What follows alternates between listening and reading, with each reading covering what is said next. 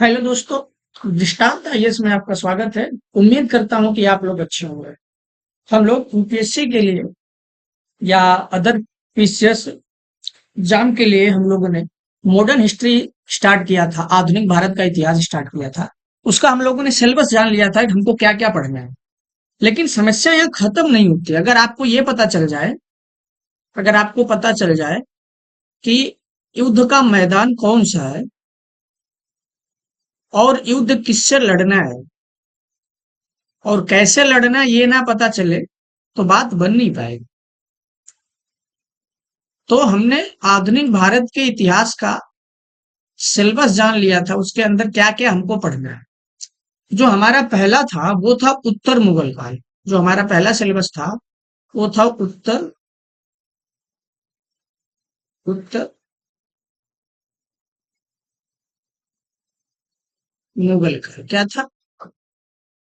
उत्तर मुगल काल। ये कब से और कब तक रहेगा?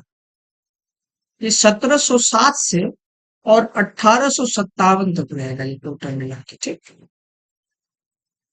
जो हमको उत्तर मुगल काल का इतिहास पढ़ना है, वो कब तक रहा है? टोटल 1707 से 1857 तक रहा। ठीक है। चलिए, 1707 से पहले हमको कुछ जानना होगा और वो जरूरी जानना। ठीक है। क्यों? बिना जाने हम बात उस पर कर नहीं पाएंगे। ठीक है। उसको हम शुरू करेंगे औरंगजेब से। किससे? औरंगजेब से शुरू करेंगे। औरंगजेब की मृत्यु हो गई थी 1707 में। ठीक है। तो शुरू थोड़ा सा करते हैं औरंगजेब से, तो इतिहास आपको समझ में आएगा। ठीक है। औरंगजेब और अकबर दोनों ने लगभग 50-50 साल शासन किया है। औरंगजेब औरंगजेब और अकबर दोनों ने लगभग 50 वर्ष शासन किया है।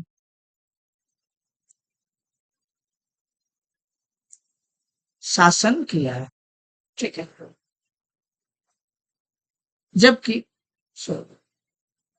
शासन किया है औरंगजेब लगभग 50 साल में 2 महीने या 1.5 महीने इसका कम था, तो इसको भी लगभग मान लेते हैं 50 वर्ष इसने भी शासन किया है। और जो अकबर था, अकबर के समय में मुगल सत्ता मजबूत हुई थी। मुगल सत्ता मजबूत हुई थी। मजबूत हुई थी। सब इस बात को ध्यान रखिएगा कि अकबर के समय में मुगल सत्ता मजबूत हुई थी, और जबकि औरंगजेब के समय में मुगल सत्ता कमजोर थी। मुगल सत्ता कमजोर हुई। क्या हुई? कमजोर हुई। तो इन दोनों ने 50-50 साल अगर शासन किया है, तो इन दोनों के शासन करने की जो नीतियां थी, जो इन दोनों की जो नीतियां थी, उन नीतियों में क्या अंतर था? उन नीतियों में क्या अंतर था? तो सबसे पहले अगर हम अकबर की नीति के बारे में पहले समझ लेते हैं कि अकबर की क्या क्या नीतियां थी जिससे उसका मजबूत हुआ शासनकाल, जबकि औरंगजेब का कमजोर हुआ। ठीक है। इन्हीं सारी चीजों को ना पहले सुनेंगे। इतिहास का मतलब ही होता है कि बीती हुई कहानियां उसको सुनना होता है, फिर उसको एक अच्छी भाषा में लिख देना होता है, उसी को कहते हैं इतिहास। ठीक है। तो सबसे पहले हम जान लेते हैं कि मुगल काल का जो पतन हुआ, जो मुगल साम्राज्य था, जो मुगल साम्राज्य था, मुगल साम्राज्य का जो पतन था, मुगल साम्राज्य का पतन, मुगल साम्राज्य का पतन, इसके क्या कारण थे? इस कारण को ना जरा हम समझेंगे, बड़ी आसानी से समझेंगे। एक तरफ मैं अकबर लिख देता हूं और एक तरफ औरंगजेब लिख दे रहा हूं। अकबर, कई अकबर आएंगे, 3 अकबर आएंगे, टेंशन मत रखिए, सबको समझाऊंगा कौन कौन सा अकबर है। ये अकबर वो है जो जहांगीर का बाप था, जिसको आप ने फिल्म देखी होगी, जिसमें अनारकली वगैरह होती है।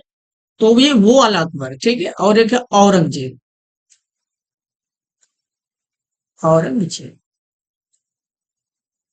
ठीक है। देखिए, जब भी आपका शासन मजबूत होगा तो वो एक ही कंडीशन पे हो सकता है, जब आपकी जनता आपसे खुश रहे। अगर आपकी जनता खुश नहीं रहेगी तो आपका शासन मजबूत नहीं हो सकता है। ठीक है। तो अकबर ने क्या किया? अकबर अकबर का जो उत्तराधिकारी था, उत्तराधिकारी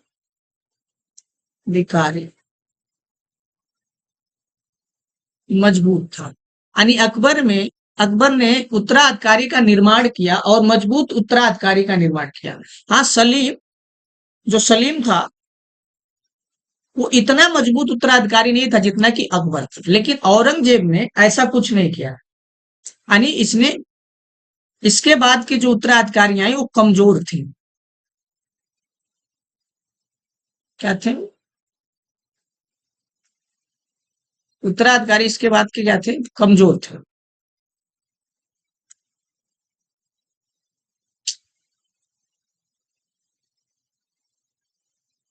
औरंगजेब के बाद जितने भी उत्तराधिकारी हैं वो कमजोर उत्तराधिकारी थे।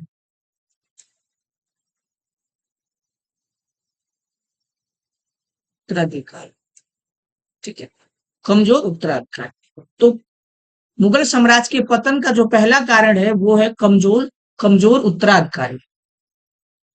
ठीक है। दूसरा, औरंगजेब ने कट्टर नीतियां अपनाई। औरंगजेब था वो औरंगजेब की धार्मिक कट्टर नीतियां, क्या कट्टर कट्टर नीतियां, औरंगजेब की धार्मिक कट्टर नीतियां। इसकी धार्मिक कट्टर नीतियां क्या क्या थी, जरा उसको जान लेते हैं। धार्मिक कट्टर नीतियां क्या क्या थी? जजिया कर लगा देना, जजिया कर लगाना। जजिया कर क्या था? जबकि सबसे पहले अकबर ने जजिया कर समाप्त किया। सबसे पहले किसने समाप्त किया था? जजिया कर समाप्त किसने किया था? अकबर ने सबसे पहले जजिया कर को समाप्त किया था। औरंगजेब ने जजिया कर को उसके बाद लगाया है। ठीक है। तो जब जजिया कर आप लगाओगे तो जनता नाराज हो जाएगी। और जजिया कर क्या था? जो लोग मुसलमान नहीं थे, जो लोग मुसलमान नहीं थे, मुसलमान नहीं थे, उनसे टैक्स लिया जाता था। उनसे क्या किया जाता था? टैक्स लिया जाता था। जो लोग मुसलमान नहीं थे उनसे क्या किया जाता था? टैक्स लिया जाता था। तो दूसरा रीजन क्या हो गया? औरंगजेब की धार्मिक कट्टर नीतियां। इसका पहला पॉइंट है। दूसरा पॉइंट क्या था इसका? मंदिरों को तोड़ा जाना, मंदिरों का तोड़ा जाना। ठीक है। औरंगजेब के समय में मंदिर तोड़े गए। ठीक है। सी क्या था? जो तीसरा पॉइंट है, तीर्थ यात्रा का, तीर्थ यात्रा कर लगाना। जबकि अकबर के समय में ऐसा नहीं था। अकबर के समय ऐसा नहीं था। तो इसके दो, यानी मुगल साम्राज्य के पतन का जो कारण था, इसमें हमने दो कारण समझा है। एक, औरंगजेब ने कमजोर उत्तराधिकारी तैयार किया।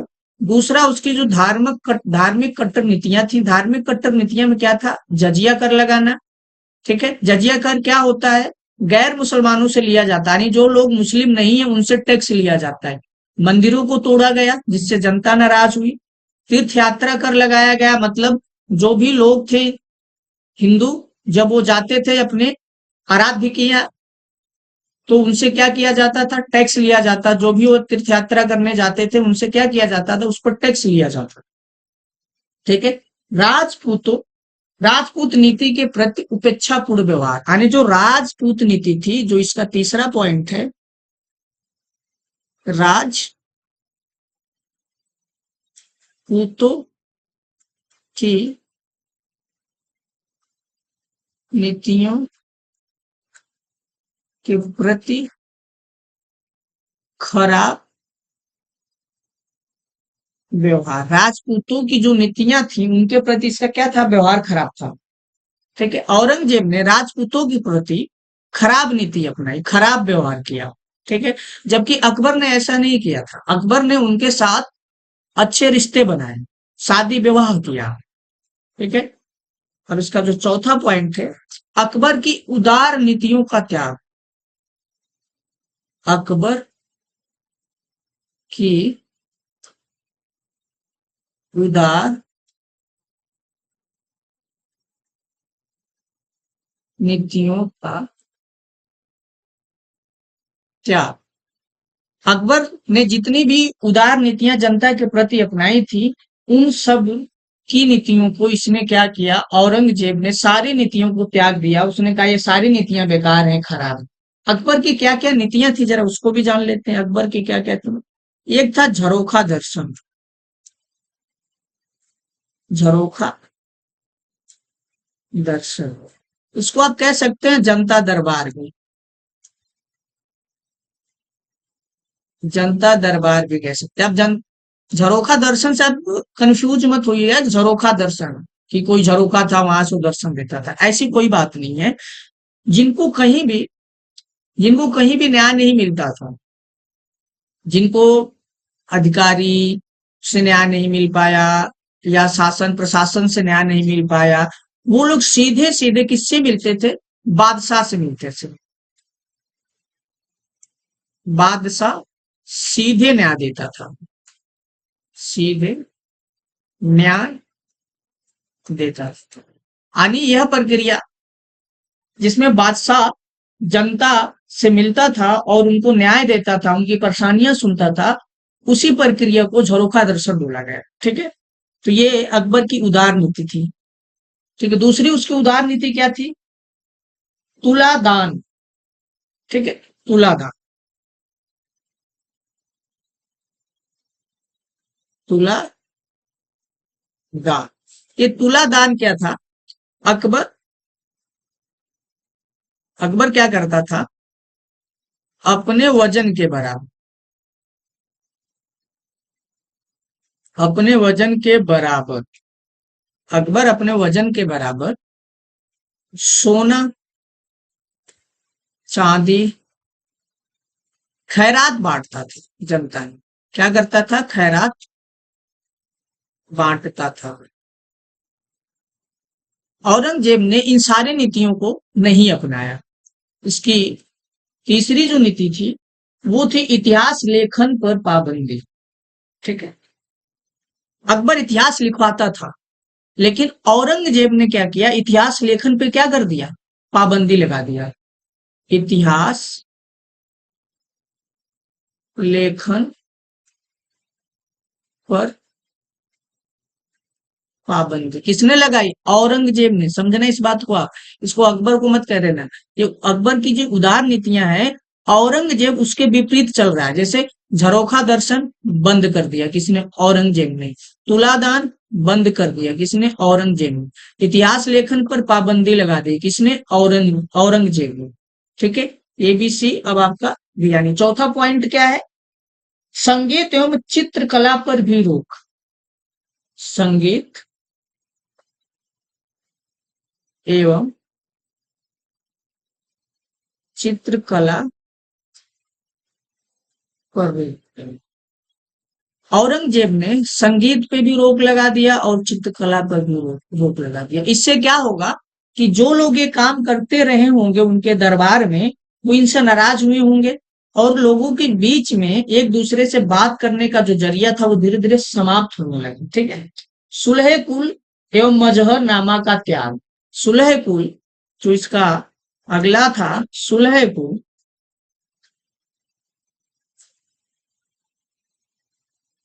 सुलह कुल एवं मजहरनामा का त्याग। सुलेहकुल और मजहरनामा का त्याग। सुलेहकुल का क्या मतलब होता था, ये सबको जोड़ के चलता था। अकबर जो था सबको जोड़ के चलता था। जब औरंगजेब ने इस नीति का त्याग कर दिया, क्या कर दिया, औरंगजेब ने इस नीति का त्याग कर दिया। और इसका क्या, मजहरनामा का एक ऐसा मजहरनामा था, एक ऐसा इस तरीके जिसे आप स्टाम्प पेपर कहते हैं, उस समय का ये स्टाम्प पेपर था, जिस पर इसने धार्मिक जो इनके गुरु थे, उलेमा थे, उनसे इसने साइन करवा लिया था, जो भी मैं धार्मिक नीतियों पर फैसला लूंगा वो तुम्हारा भी माना जाएगा। क्योंकि जो धार्मिक नीतियां थी उसका फैसला मुसलमानों में उलेमा लेते थे, यानी जो उनके धार्मिक गुरु होते थे वो लेते हैं, ठीक है। लेकिन अकबर ने मजहरनामा पे साइन करवा लिया था, लेकिन क्या किया, औरंगजेब ने इसको त्याग दिया। तो हमने अभी कितने पढ़ लिए, 4 नीति पढ़ ली, ठीक है, कि मुगल शासन जो था, जो मुगल साम्राज्य था, उसके पतन के क्या क्या कारण थे। तो जो पहला कारण था वो था कमजोर उत्तराधिकारी। जो दूसरा कारण था, पहला कारण कमजोर उत्तराधिकारी था, ठीक है। दूसरा कारण था औरंगजेब की धार्मिक कट्टर नीतियां। औरंगजेब की धार्मिक कट्टर नीतियां, इसमें आपने देख लिया जजिया कर लगाना, ठीक है, मुसलमानों मंदिरों का तोड़ा जाना, तीर्थ यात्रा कर लगाना इत्यादि, ठीक है। फिर उसके बाद था अकबर की उदार नीतियों का त्याग, इसमें भी आपने देख लिया क्या क्या त्याग इसने कर दिया, ठीक है। अब आपका आता है दक्कन की समस्याओं में उलझाव, ठीक है, जो आपका 5वां पॉइंट है, दक्कन की समस्याओं में उलझाव, ठीक है। अकबर जो था उसने बार बार अपने उत्तराधिकारियों को मना किया था, बार बार लोगों को समझाया जितने भी थे कि दक्कन में जाके नहीं उलझना है, लेकिन लोग नहीं माने। ये लगातार 25 सालों तक दक्कन की समस्याओं में उलझा रहा, मराठों के साथ लगातार संघर्ष, मराठों के साथ लगातार संघर्ष, 3 पीढ़ी तक, ये ध्यान रहे, 3 पीढ़ी तक इसने क्या किया, संघर्ष किया, किससे, मराठों से, ठीक है। जनता की क्षमता से अधिक कर का बोझ, सीधी सी बात है, अगर आप जनता पे ज्यादा कर का बोझ डालोगे तो जनता नाराज होगी, ठीक है। जनता पर क्षमता से अधिक कर का बोझ, जनता पर क्षमता से अधिक कर का बोझ। अगर मान लीजिए मेरी मेरी हिम्मत 2 रुपये टैक्स देने की, अगर आप मेरे पे 3 रुपये टैक्स लगा देंगे तो सीधी सी बात है, मैं आपसे विद्रोह करूंगा, आपसे नाराज होऊंगा, मैं चाहूंगा कि आपकी सत्ता कमजोर हो। तो उसने ऐसा ही हुआ, मनसबदारी व्यवस्था, ठीक है, मनसबदारी व्यवस्था। ये मनसबदारी व्यवस्था क्या होती है, जैसे आज हम लोग पेपर देंगे या आप देंगे पेपर आईएएस का, आईपीएस का, और भी नौकरियों का, तो उस वक्त भी ऐसा ही होता था कि लोग पदों पे चूज किए जाते थे, पेपर तो नहीं होता था, लेकिन लोगों को लोग क्या करते थे, पद देते थे। अगर किसी भी पद पर अच्छे लोग नहीं आएंगे तो सीधी सी बात है, व्यवस्था खराब होगी। तो मनसबदारी व्यवस्था में भी इसके समय योग्य लोग नहीं आते थे, जो जिनके अंदर अच्छी क्षमता थी वो लोग नहीं आते थे, ठीक है। इसलिए भी मुगल काल का जो उत्तर मुगल काल था वो कमजोर हुआ। उत्तर मुगल काल के कमजोर होने के टोटल हमने 8 कारण पढ़े हैं, मैं एक बार रिपीट कर देता हूं, ठीक है। उत्तराधिकारियों का जो थे, उत्तराधिकारी वो कमजोर थे, पहला रीजन था। दूसरा था धार्मिक नीति औरंगजेब की, जो बहुत कट्टर थी, जिसमें जजिया कर लगाया, मंदिरों को तोड़ा, तीर्थ यात्रा कर लगाया, ठीक है। राजपूतों के प्रति उसका जो व्यवहार था वो खराब था। अकबर की उदार नीतियों को उसने त्याग दिया था। ये सब उसके कारण ये पेपर में पूछे जाते हैं। दक्कन की समस्याओं में उलझाव, मराठों के साथ लगातार संघर्ष, जनता पर क्षमता से अधिक कर का बोझ, मनसबदारी व्यवस्था। देखिए ये पेपर में ऐसे दे देगा, ये प्री के क्वेश्चन भी हो सकते हैं, ठीक है। चलिए थोड़ा सा अब आगे बढ़ते हैं, औरंगजेब से शुरू करते हैं। ये तो हमने ये देखा कि क्या समस्या थी, क्या कारण था कि मुगल उत्तर मुगल काल कमजोर हुआ, उसके क्या कारण थे, इसको हमने समझ लिया कि इन कारणों के कारण उत्तर मुगल काल कमजोर हुआ, ठीक है। चलिए अब थोड़ा सा स्टार्ट करते हैं औरंगजेब से, औरंगजेब से इतिहास स्टार्ट करते हैं। क्योंकि 1707 से हमको पढ़ना है और 1707 में ही औरंगजेब की मृत्यु हुई। औरंगजेब की मृत्यु हुई, ठीक है। औरंगजेब औरंगजेब को पढ़ने से पहले जान लेते हैं इसके पास कितने पुत्र थे। ठीक है। औरंगजेब के पास टोटल कितने, 5 पुत्र थे। ठीक है। पहले का नाम था मुअज्जम। क्या नाम था? पहले का नाम है मुअज्जम। दूसरे का नाम है आजम। तीसरे का नाम है काम बख्श। और चौथे का नाम है मोहम्मद सुल्तान।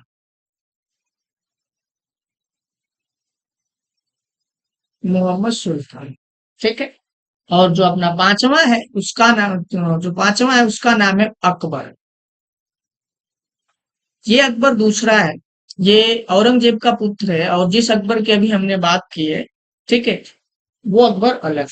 जो मोहम्मद सुल्तान था इसकी मृत्यु हो गई थी, ठीक है, 1776 में। 1776 में इसकी मृत्यु हो गई थी।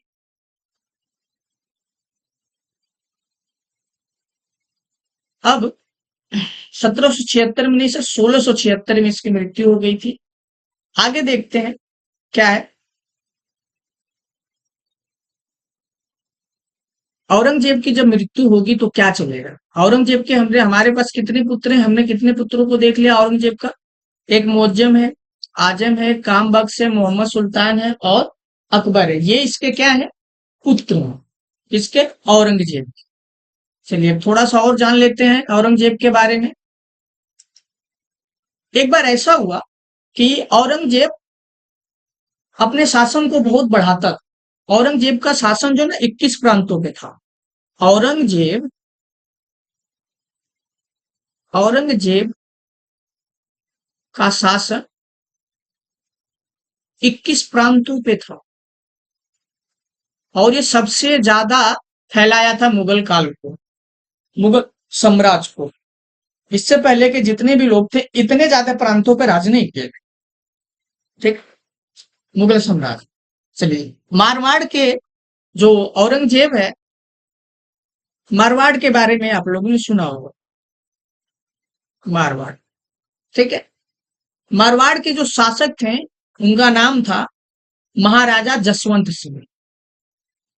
महाराजा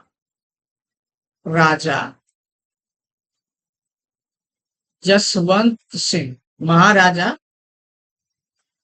जसवंत सिंह ये कहाँ के शासक थे? मारवाड़ के शासक थे। इनके पास कोई संतान नहीं थी। इनके पास संतान नहीं थी। किसके पास? महाराजा जसवंत सिंह के पास कोई भी संतान नहीं थी, ठीक है। जो औरंगजेब था, औरंगजेब इनके शासन को यानी इनके राज्य को, औरंगजेब राज्य को हड़पना चाहता था, यानी अपने साम्राज्य में मिलाना चाहता था। मारवाड़ के शासक कौन थे? जसवंत सिंह, महाराजा जसवंत सिंह। औरंगजेब इनको क्या करना चाहता था? इनके राज्य को अपने राज्य में मिलाना चाहता था, क्योंकि इनके पास कोई संतान नहीं थी, इनके पास कोई उत्तराधिकारी बिल्कुल नहीं था, ठीक है। तो औरंगजेब ने कुछ नहीं किया, अपने बेटे अकबर को, जिसका जो बेटा अकबर है, अकबर को औरंगजेब ने, किसने? औरंगजेब ने मारवाड़ पर मारवाड़ पर आक्रमण करने के लिए भेज दिया। आक्रमण। और कब करने के लिए भेजा ये भी जान लीजिए। जब महाराजा जसवंत सिंह की मृत्यु हो गई थी। क्या? 1678 में महाराजा जसवंत सिंह की मृत्यु हो गई। 1678 में महाराजा जसवंत सिंह की मृत्यु, ठीक है। अब इस बात को समझिए, ठीक है, कि महाराजा जसवंत सिंह मारवाड़ के शासक हैं, इनके पास कोई संतान नहीं है, औरंगजेब इनके राज्य को अपने राज्य में मिलाना चाहता है। 1678 में इनकी मृत्यु हो जाती है। 1678 में मृत्यु के बाद औरंगजेब ने अपने पुत्र अकबर को मारवाड़ पे आक्रमण करने के लिए भेज दिए। इतनी बात आई समझ में। इन्हीं चीजों को हमें लिखना होता है एक अपनी भाषा में, एक सही भाषा में, फ्लो अच्छा हो, ठीक है। इनकी मृत्यु हो गई, लेकिन इनकी मृत्यु के बाद इनकी दो पत्नियां गर्भवती थी, जिसमें से एक बच्चा पैदा हुआ, ठीक है। यानी दो पत्नियां गर्भवती थी, तो एक के गर्भ से यानी एक के शरीर से एक लड़का पैदा हुआ, एक लड़का पैदा हुआ, ठीक है। तो मारवाड़ वाले उसी को अपना शासक मान के शासन चलाते हैं, लेकिन औरंगजेब ने उसको किडनैप करवा लिया, अगवा करवा लिया, और उसको कहाँ रखा था? मुगल हरम, ठीक है। मुगल हरम एक होता जहां पे महिलाएं, सिर्फ महिलाएं वहां रहती हैं, वहां पे उस लड़के को रखा गया था। दुर्गादास, दुर्गादास, ठीक है, दुर्गादास जो थे, उस लड़के को मुगल हरम से उठा के लाए थे। दुर्गादास, याद रहे, दुर्गादास, ठीक है, लड़के को उठाकर मुगल हरम से लेके आए थे। आई बात समझ। अब औरंगजेब को बहुत गुस्सा आया, औरंगजेब को जो बहुत गुस्सा आया तो उसने अकबर को भेज दिया कहा? मारवाड़ पे आक्रमण करने के लिए। अब यहां से कहानी थोड़ी सी बदल जाएगी। अब देखिएगा, अकबर कहाँ गया? कौन सा अकबर? ध्यान रहे, औरंगजेब का पुत्र। अकबर कहाँ जाता है? मारवाड़, ठीक है। क्या करने जाता है? इस पर आक्रमण कर दिया अकबर ने। अकबर से राजपूत क्या कहते हैं? राजपूतों ने अकबर से क्या कहा कि देखो, हम तुमसे लड़ लेंगे, इसमें कोई दिक्कत नहीं है, हम तुमसे लड़ना भी चाहते हैं और हम लड़ने में पीछे हटते भी नहीं है, हम इतने बहादुर तो हैं, लेकिन तुम सोचो कि तुम्हारे पास, तुम्हारे पिता के पास 4 पुत्र अभी शेष हैं, 4 पुत्र जिंदा हैं, 4 पुत्र जिंदा हैं, तो तुमको ही क्यों भेजा है वो? सोचो एक बार, तुमको ही क्यों भेजा है? यानी राजपूतों ने अकबर को भड़का दिया, किसके खिलाफ? औरंगजेब के खिलाफ। औरंगजेब के खिलाफ किसको भड़का दिया? अकबर को। आई बात समझ में? अकबर भड़क गया औरंगजेब के खिलाफ कि ये मुझे राजपूतों से लड़वा के मरवाना चाहता है। और औरंगजेब, राजपूतों ने शराब पिलाई, खूब शराब पिलाई, ठीक है। शराब पिलाई किसको? अकबर को। अकबर को शराब पिलाई। अब जब अकबर को शराब पिला के अकबर ने बगावत कर दी। अकबर क्या कर देता है? बगावत कर देता है। और ये बात पहुंच गई किसके पास? औरंगजेब के पास। औरंगजेब के पास ये बात पहुंच गई। बगावत की बात किसके पास पहुंची? औरंगजेब के पास। औरंगजेब ने चढ़ाई कर दी। किस पर? औरंगजेब को, सॉरी, चढ़ाई नहीं की इसने। अकबर को जब होश आया, जब उसका नशा टूटा, जब नशा खत्म हुआ, तो उसको ये बात अच्छे से समझ में आ गई कि औरंगजेब मुझे जिंदा नहीं छोड़ेगा, क्योंकि बगावत कर दी थी। औरंगजेब उसको जिंदा नहीं छोड़ेगा, तो अपनी जान बचाने के लिए सबसे पहले वो मराठों के पास गया। कहा जाता है? मराठों के पास जाता है कि वो उनकी जान बचा लेंगे। और मराठों के पास बारी बारी से पहले राजा राम के पास जाता है। ये राजा राम कौन है आपको आगे समझ जरूर आएगा, मैं पढ़ाऊंगा। फिर उसके बाद जाता है संभाजी के पास। राजा राम के पास जाता है, फिर उसके बाद जाता है संभाजी के पास। राजा राम जी के पास जाता है, तो राजा राम की सेना कमजोर थी, तो जिसको देखकर ये आसानी से अकबर समझ गया कि राजा राम मुझे नहीं बचा पाएंगे, तो फिर कहाँ जाता है? संभाजी जी के पास जाता है। वहां भी वो समझ गया कि ये औरंगजेब से मुझे नहीं बचा पाएंगे, ठीक है। तो वहां से भी भाग जाता है, ठीक। मराठों से उसकी बात नहीं बनी। अब वो क्या करता है, बाद में वो चला जाता है ईरान। कहाँ जाता है, वो वहां से ईरान भाग जाता है। कहाँ जाता है, ईरान भागता है। और ईरान में इसकी मौत हो जाती है। ईरान अकबर की मृत्यु हो जाती है। यहां तक बात आई समझ में, ठीक है। अब आप सोच के देखिए, यहां से अब एक देखिए, औरंगजेब से औरंगजेब से किस पुत्र ने बगावत की थी, ये प्रश्न बन रहा है आपका, समझिएगा। किस पुत्र ने बगावत की, कौन, अकबर। औरंगजेब के किस पुत्र की मृत्यु ईरान में हुई, इस ईरान में हुई, उसका भी नाम क्या है, अकबर। औरंगजेब के किस पुत्र ने मराठों के पास शरण ली थी, तो कौन है, वो भी अकबर है। तीन टाइप के ऐसे सवाल बन सकते हैं, ठीक है। चलिए अगला देखते हैं। और क्या थी, इसी को आप ना एकदम शुद्ध भाषा में लिखेंगे। जैसे मैं एक बार आपको समझा देता हूं कि कैसे इसको शुद्ध भाषा में लिखते हैं, ठीक है। इसको शुद्ध भाषा में अगर हमको लिखना हो तो कैसे लिखेंगे, सारी कहानी हमारे पास पहले से है, लिखेंगे। मारवाड़ के शासक महाराजा जसवंत सिंह के पास कोई संतान ना होने के कारण ना होने के कारण औरंगजेब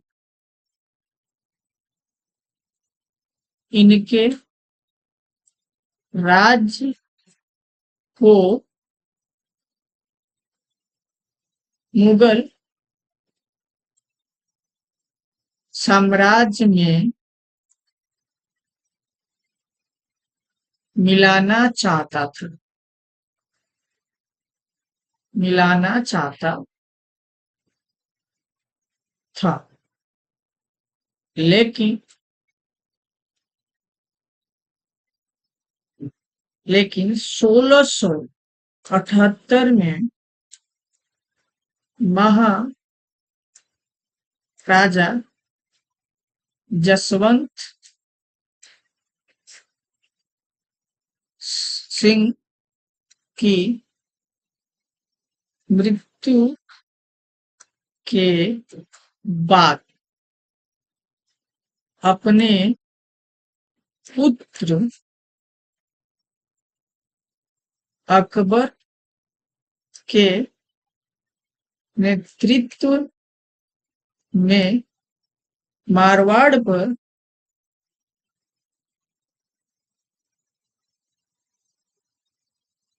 आक्रमण करवाता है। लेकिन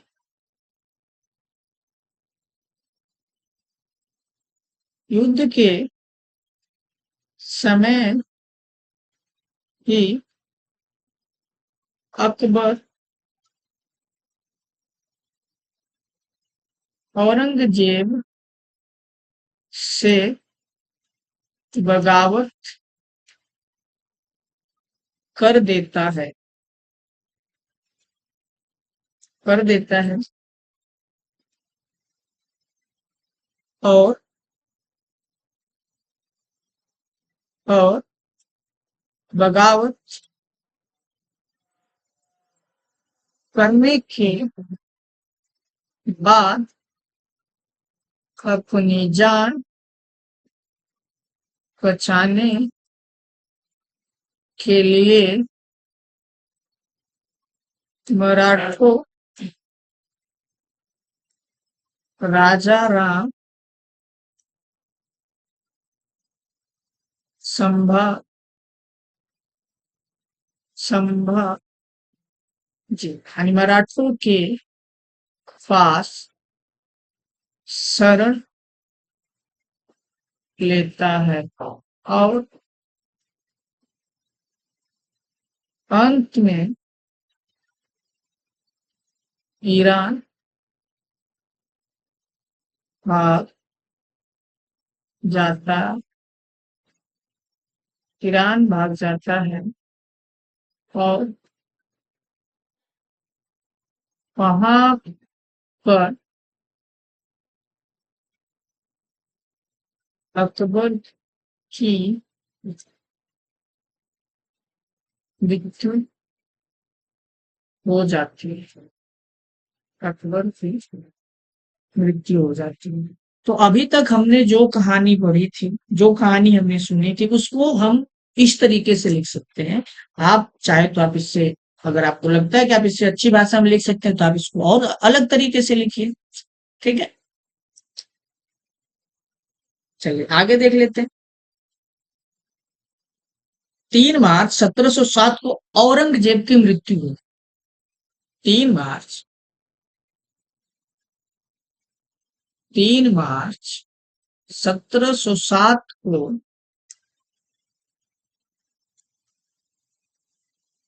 औरंगजेब की मृत्यु हो गई। 3 मार्च 1707 को औरंगजेब की क्या होगी? मृत्यु होगी। ठीक है, अब इसके मृत्यु के बाद सत्ता के लिए झगड़ा हो, किसके? इनके चारों पुत्रों में। ठीक है, इनके सॉरी 3 पुत्र बचे हैं, 2 तो पहले डेथ हो गई है, दोनों मर चुके हैं। अब इनके 3 पुत्रों में सत्ता के लिए संघर्ष होगा। ठीक है, जब औरंगजेब की मृत्यु हुई तो मुअज्जम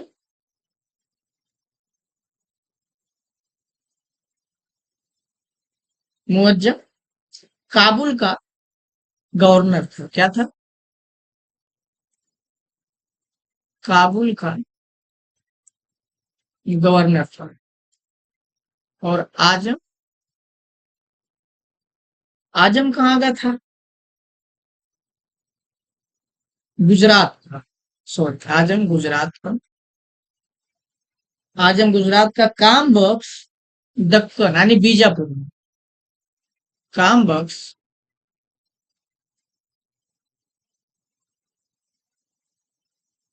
बीजापुर का गवर्नर। ये कहाँ है? दक्कन। यानी जब औरंगजेब मरा था, कब मरा? 3 मार्च 1707 को औरंगजेब की मृत्यु हो गई। उस समय इन लोगों को क्या क्या कार्यभार संभालना था? ये तीनों के तीनों गवर्नर थे, लेकिन कहाँ के थे? मुअज्जम काबुल का, आजम गुजरात का, काम बख्श बीजापुर।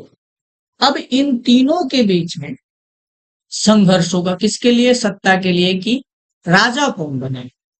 ठीक है, तो कुछ इतिहासकार हैं, इतिहासकार मानते हैं, इतिहासकार मानते हैं कि औरंगजेब ने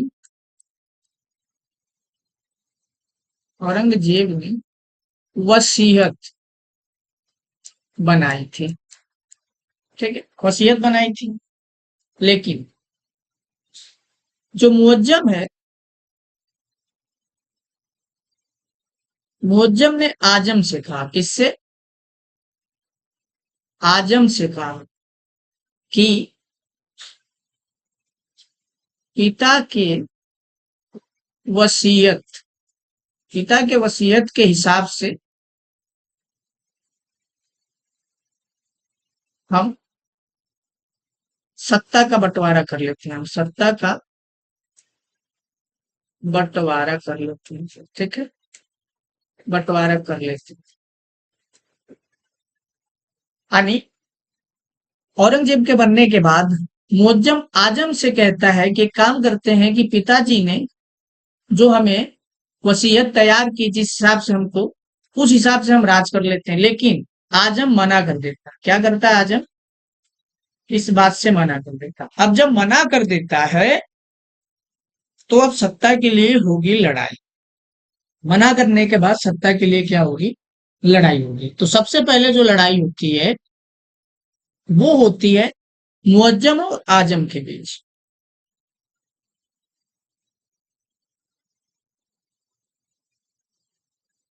मुअज्जम विशेष आजम। मुअज्जम और आजम के बीच में क्या होगा? युद्ध होगा। और ये कहाँ होगा? आगरा। आगरा में एक जजऊ का मैदान, जजऊ का मैदान, यहाँ पर मुअज्जम और आजम दोनों लड़ेंगे। जजऊ के मैदान में लड़ेंगे, जिसमें क्या होगा? 18 मार्च, 18 मार्च 1707 को, 18 मार्च 1707 को ही मुअज्जम, समझिएगा कौन? मुअज्जम, मुअज्जम आजम को हराएगा। मुअज्जम किसको हराएगा? मुअज्जम आजम को हराएगा। आजम को हराएगा और हत्या भी कर देगा। और क्या कर देगा? हत्या कर देगा। ठीक है। हानि। अब इसको कैसे लिखेंगे? अगर हमको लिखना हो तो कैसे लिखने का क्या तरीका है, उसको समझ लेते हैं।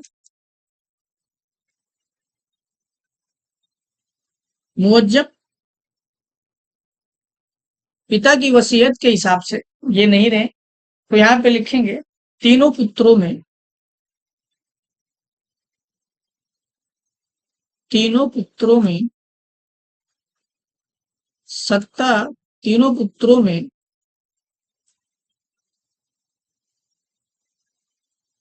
चलिए इसको थोड़ी और अच्छी भाषा में लिख लेते हैं।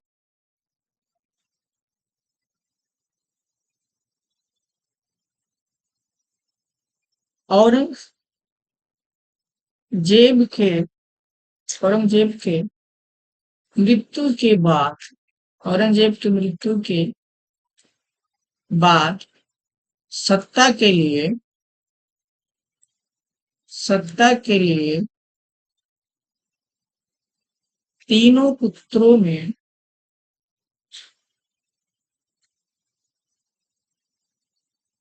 संघर्ष, संघर्ष हुआ, जिसमें 18 मार्च 1707 को मुअज्जम ने, 1807 को मुअज्जम ने,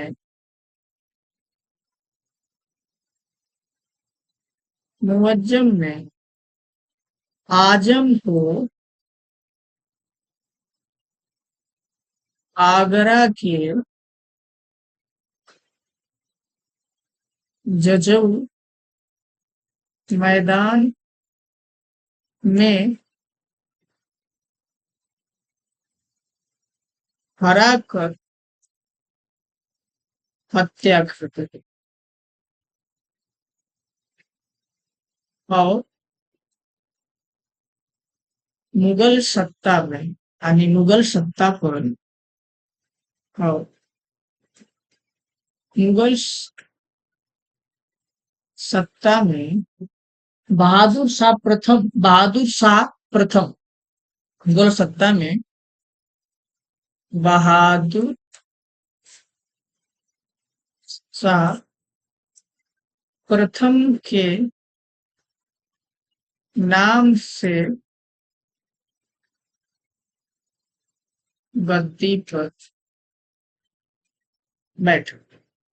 मुअज्जम नवाब जो जब उसने आजम को हरा दिया, उसके बाद उसने अपना नाम क्या रखा? आजम को हराने के बाद उसने अपना नाम रखा बहादुर शाह प्रथम, और मुगल गद्दी पर वो बैठ गया। किस नाम से? बहादुर शाह प्रथम। मुगल गद्दी के बैठने के बाद अभी इसका एक भाई बचा है, वो है काम बख्श। क्या है? काम बख्श। काम बख्श को ये काम बख्श को भी ये हराएगा। काम बख्श को वो क्या करेगा? ये पराजित करेगा। कहाँ पे पराजित करेगा? ठीक है, महाराष्ट्र में। ठीक, सॉरी, हैदराबाद। ये हैदराबाद कहाँ करेगा? यहां तक एक सटीक भाषा में लिख दिया हूं। हैदराबाद में क्या करेगा? मुअज्जम 13 जनवरी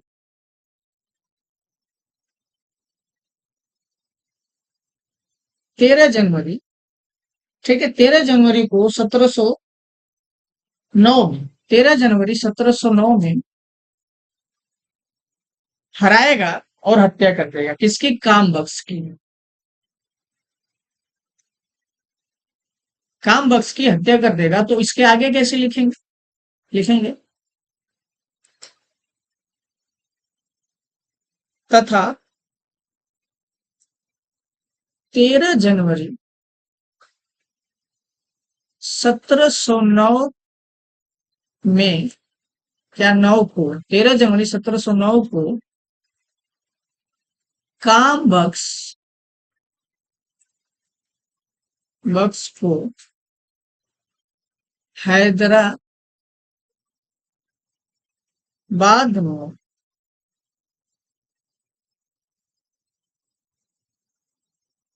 13 जनवरी 1709 को हैदराबाद में, काम बख्श को हैदराबाद में पराजित किया। पराजित किया और उसकी भी हत्या कर दी। हत्या कर दी तथा पूर्ण रूप से मुगल सत्ता का वारिस बना। मुगल सत्ता का वारिस बन। इतनी बात आई समझ में? अब क्या है कि मुगल सत्ता का वारिस कौन है? बहादुर शाह। बहादुर शाह प्रथम के मुगल सत्ता का वारिस। अभी तक हमने कहानी सुनी कि औरंगजेब औरंगजेब के बाद उसके पुत्र आपस में कैसे लड़े, कौन सत्ता में आए, इस कहानी हम जान चुके हैं। आगे यानी कल, यानी इसकी जो वीडियो नंबर 2 यानी 3 होगा, एक वीडियो में तो हमने सिर्फ ये जाना है कि हमें पढ़ना क्या है आधुनिक भारत में, और इस वीडियो में हम लोग बहादुर शाह प्रथम तक की बात हमने समझ ली कि बहादुर शाह प्रथम कैसे सत्ता में आया और मुगल साम्राज्य के कमजोर होने के क्या क्या कारण थे। आगे की जो वीडियो होगी हम उसके बाद बहादुर शाह प्रथम के शासन काल के बारे में जानेंगे। तो अगर इस वीडियो से आपको कुछ सीखने को समझने को मिलता है तो लाइक शेयर कमेंट और सब्सक्राइब जरूर कर लें।